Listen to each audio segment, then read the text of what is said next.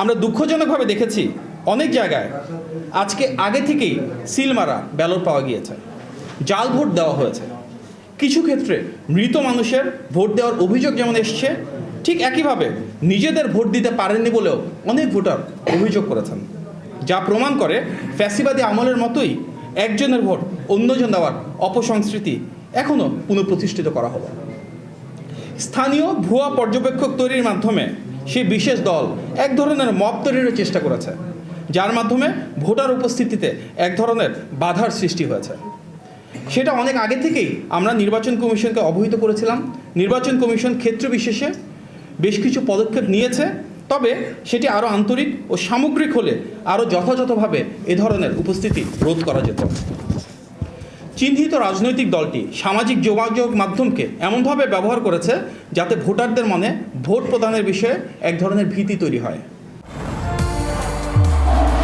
নির্মাণে number 1 Shah cement.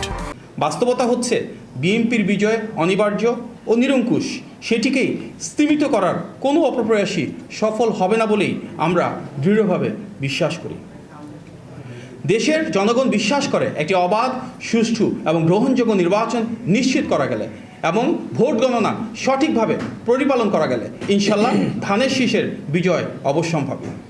দেশের জনগণ যে আবেগ ও আকাঙ্ক্ষা নিয়ে আজ ভোটাধিকার প্রয়োগ করেছে, ইনশাল্লাহ গণতান্ত্রিক বাংলাদেশে জনগণের ম্যান্ডেটে নির্বাচিত সরকার সেটি আন্তরিকভাবে বাস্তবায়ন করবে।